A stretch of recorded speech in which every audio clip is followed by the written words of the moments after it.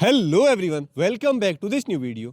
तो आज हम एक ऐसे एसएमई आईपीओ के बारे में बात करने वाले हैं जिसकी अभी ग्रे मार्केट में काफ़ी अच्छी डिमांड है। काफ़ी अच्छे प्रीमियम इस आईपीओ को मिल रहे हैं। बहुत दिनों के बाद हमको एक ऐसा आईपीओ देख रहे हैं जिसे इतनी अच्छी डिमांड मिल रही है और कंपनी का नाम है गोल्ड लाइन फार्मास्यूटिकल्स लिमिटेड।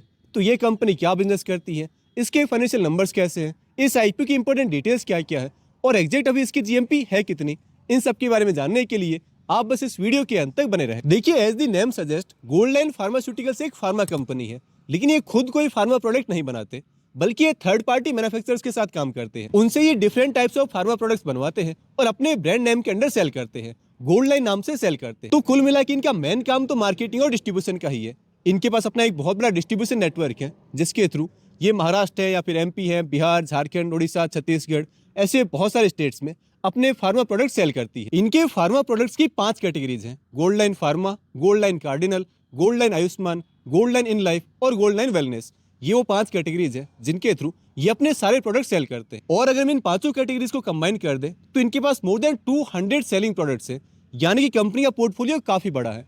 तो ये इनका मोटा मोटी बिजनेस मॉडल है। ये थर्ड पार्टी मैन्युफैक्चरर से प्रोडक्ट बनवाते हैं और उन्हें आगे सेल करते हैं, आगे डिस्ट्रीब्यूट करते हैं, और वो सारे फार्मा प्रोडक्ट होते हैं क्योंकि ये खुद एक फार्मा कंपनी है। अब अगर हम इस कंपनी के फाइनेंशियल नंबर्स की बात करें तो उसके लिए हमें चलना होगा लैपटॉप स्क्रीन पर। तो देखिए, सबसे पहले अगर हम कंपनी की रेवेन्यू की बात करें तो FY23 में थी ऑलमोस्ट 20 करोड़ रुपीज, फिर उसके नेक्स्ट ईयर 23.5 करोड़ रुपीज, फिर 28 करोड़ रुपीज, और अभी FY26 के पहले 3 क्वार्टर में इस कंपनी की रेवेन्यू रही है 21.4 करोड़ रुपीज। यानी कि टॉप लाइन की ग्रोथ रेट बहुत स्लो है इस कंपनी की, खासकर जिस साइज की कंपनी, जो बेस अमाउंट है इस कंपनी का, उसके हिसाब से ग्रोथ रेट ज्यादा इंटरेस्टिंग कुछ नहीं है। हार्डली कहीं 15-20% की ग्रोथ कंपनी रिपोर्ट कर रही है, जो कि एक एसएमई कंपनी के हिसाब से काफी स्लो ग्रोथ है। नेक्स्ट अगर हम इस कंपनी की बॉटम लाइन की यानी कि प्रॉफिट अमाउंट की बात करें तो FY23 में इनका प्रॉफिट काफी कम था, महज 26 लाख रुपीज, जो कि 2024 में 1.8 करोड़ रुपीज का प्रॉफिट कंपनी ने अर्न किया, और अभी FY25 में ये अमाउंट रहा 2.8 करोड़ रुपीज। यानी कि एक तरह से ये कंपनी अभी जस्ट स्टार्ट ही कर रही है, ज्यादा कोई बड़े नंबर्स हमें देखने को नहीं मिल रहे हैं। अगर इस FY26 की बात करें तो पहले 3 क्वार्टर्स में यानी दिसंबर 25 तक इनका प्रॉफिट रहा है 2.2 करोड़ रुपीज का। तो इस साल भी हमें कोई बहुत बम्पर ग्रोथ तो देखने को नहीं मिलने वाली है, चाहे हम रेवेन्यू की बात कर ले या फिर प्रॉफिट अमाउंट की। इनफैक्ट इस ट्रेंड के हिसाब से तो नंबर्स काफी फ्लैट रहेंगे। तो ओवरऑल इसके कोर फाइनेंशियल नंबर्स तो ठीक ठाक ही है। नेक्स्ट अगर हम इसके रिजर्व अमाउंट की बात करें तो पहले कंपनी के पास थे 2 करोड़ रुपीज के आसपास, जो कि फिलहाल है 3.65 करोड़ रुपीज। यानी कि ये जो अमाउंट है ये कंपनी आगे चलकर अपनी ग्रोथ में काम में ले सकती है, इतना अमाउंट इनके पास रिजर्व में पड़ा है।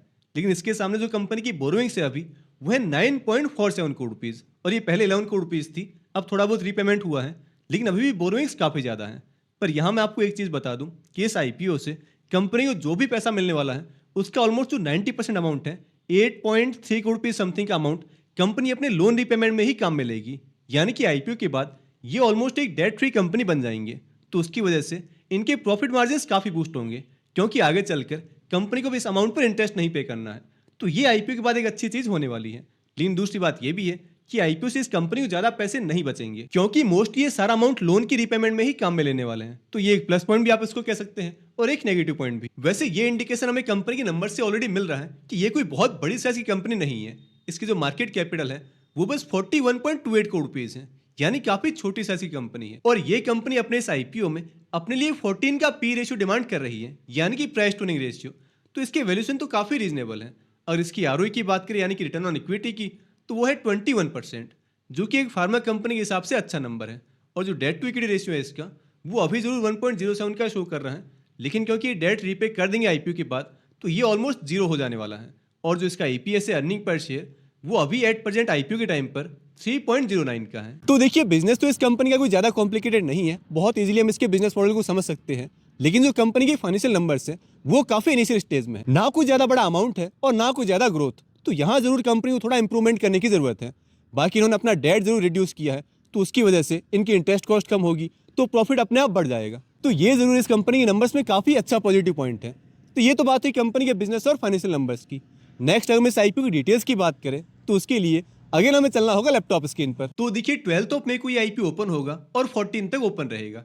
इसकी जो प्राइस बैंड है वो है 41 से 43 रुपीज पर शेयर। तो अगर आपको इस आईपीओ में अप्लाई करना है तो इसकी अपर प्राइस बैंड 43 की प्राइस पर ही आपको अप्लाई करना होगा। अगर इसकी इश्यू साइज की बात करें तो ये एक बहुत ही छोटी साइज का आईपीओ होगा, ये महज 12 करोड़ रुपीस का आईपीओ है और उसमें से भी 1 करोड़ रुपीस के शेयर्स तो होंगे मार्केट मेकर्स के लिए, यानी एक्चुअल पब्लिक को जो शेयर्स ऑफर किए जा रहे हैं वो है 11 करोड़ रुपीस के। और क्योंकि आईपीओ फुल्ली फ्रेश इश्यू है, इसमें ओएफएस का कोई पार्ट नहीं है, प्रमोटर्स अपने शेयर सेल नहीं कर रहे हैं, तो ये पूरे 11 करोड़ रुपीज इस कंपनी को ही मिलने वाले हैं। और 11 करोड़ रुपीज में से जैसा कि मैंने आपको पहले बताया था 8.35 करोड़ रुपीज ये कंपनी अपने डेट के रीपेमेंट के लिए काम में लेगी और जो बाकी पैसे बचेंगे, बहुत कम पैसे बचेंगे, वो होंगे जनरल कॉर्पोरेट पर्पज के लिए। तो हम चाहे तो यहाँ ये भी कह सकते हैं कि ये जो आईपीओ है ये मेनली डेट के रीपेमेंट के लिए ही लाया गया है, क्योंकि मोस्ट ऑफ द अमाउंट तो वहीं यूज हो रहा है। बाकी अगर इसके रिजर्व पोर्शन की बात करें तो इसमें क्यूआईबीज के लिए होंगे 50% शेयर्स, रिटेलर्स के लिए 35% शेयर्स और जो एचएनआई कैटेगरी है उनके लिए रिजर्वेशन है 15% शेयर्स का।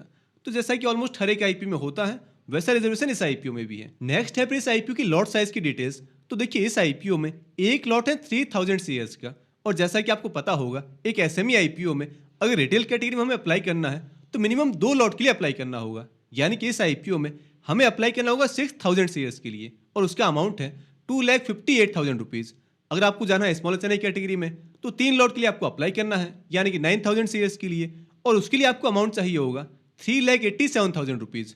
और जो बिग एचएनआई कैटेगरी है वहाँ 8 लॉट्स का क्राइटेरिया है और क्योंकि एक लॉट है 3000 शेयर्स का तो हमें अप्लाई करना होगा 24,000 शेयर्स के लिए और उसका अमाउंट होगा 10,32,000 रुपीज। अगर इस आईपीओ की इंपॉर्टेंट डेट्स की बात करें तो क्योंकि आईपीओ 14 को क्लोज हो रहा है तो उसके जस्ट अगले दिन यानी कि 15 को इसका अलॉटमेंट है, फिर 16 और 17 को मार्केट क्लोज रहेगा, 18 को हमें रिफंड मिल जाएगा और जिन्हें इसमें अलॉटमेंट मिला होगा 18 को ये शेयर्स उनके डीमैट अकाउंट में आ जाएंगे और 19 मई को बीएससी एसएमई पर इस कंपनी की लिस्टिंग होने वाली है। अब बात आती है इस आईपीओ की जीएमपी यानी कि ग्रे मार्केट प्रीमियम के बारे में। तो ये तो मैं आपको ऑलरेडी बता चुका हूँ कि अभी इसकी जीएमपी काफ़ी अच्छी है, काफ़ी अच्छे प्रीमियम से इस आईपीओ को मिल रहे हैं। तो वो एग्जैक्ट नंबर भी आपको बता देता हूँ। देखिए फिलहाल ग्रे मार्केट में गोल्ड लाइन फार्मास्यूटिकल्स के शेयर्स को 17 रुपीज़ पर शेयर का प्रीमियम मिल रहा है, जो कि परसेंटेज टर्म में होता है ऑलमोस्ट 40% का प्रीमियम। तो बहुत दिनों के बाद हम इतनी अच्छी जीएमपी वाला कोई आईपीओ देख रहे हैं। हो सकता है कि आगे आने वाले दिनों में जब तक कि आईपीओ क्लोज होगा तो जीएमपी यहाँ से और बढ़ जाए, तो ये आईपीओ और इंटरेस्टिंग बन जाएगा। हालांकि फिलहाल भी इसकी जो जीएमपी है वो भी काफ़ी इंटरेस्टिंग है और ये आईपीओ अप्लाई करने जैसा तो बिल्कुल लग रहा है। पर दिक्कत ये है कि एक तो ये बहुत ही छोटी साइज का आईपीओ है, महज 12 करोड़ रुपीस का ये आईपीओ है और ऊपर से इतनी अच्छी इसकी डिमांड है, यानी कि अलॉटमेंट इसमें बहुत ही टफ होने वाला है। वैसे भी एसएमई आईपीओ में अलॉटमेंट टफ ही होता है और यहाँ तो कॉम्बिनेशन और भी मुश्किल होगा। बाकी फिलहाल तो लग रहा है कि ये जो आईपीओ है ये अच्छे खासे लिस्टिंग्स दे सकता है जिन्हें भी इसमें अलॉटमेंट मिलने वाला है। वैसे अभी इसकी जीएमपी जरूर 40% है, लेकिन आगे इसकी जीएमपी की जो भी अपडेट्स होगी वो आपको टाइम टू टाइम मेरे इस टेलीग्राम चैनल पर मिल जाएगी। साथ ही किस दिन ये आईपीओ कितना और सब्सक्राइब हो रहा है, हम इसमें अप्लाई करें या ना करें, मैं इसमें अप्लाई करूंगा या नहीं करूंगा, ये सब कुछ भी मैं आपको टाइमली वहाँ अपडेट करता रहूंगा। तो मेक श्योर कि आप अपने टेलीग्राम चैनल जरूर ज्वाइन कर लें। इसका जो लिंक है वो इस वीडियो को डिस्क्रिप्शन बॉक्स में और पिन कमेंट में दिया हुआ है। बाकी अगर आपको आज का वीडियो पसंद आया है तो आप इस वीडियो को लाइक कर दें और चैनल को सब्सक्राइब भी कर लें। हमारी फिर मुलाकात होगी अगले वीडियो में। तब तक के लिए एक एसएमई आईपीओ अगर हमें अलॉट हो जाए तो वो सेल होगा या फिर नहीं होगा, इसके अराउंड बहुत कन्फ्यूजन है। तो उसके लिए आप मेरा ये वाला वीडियो जरूर देख लें।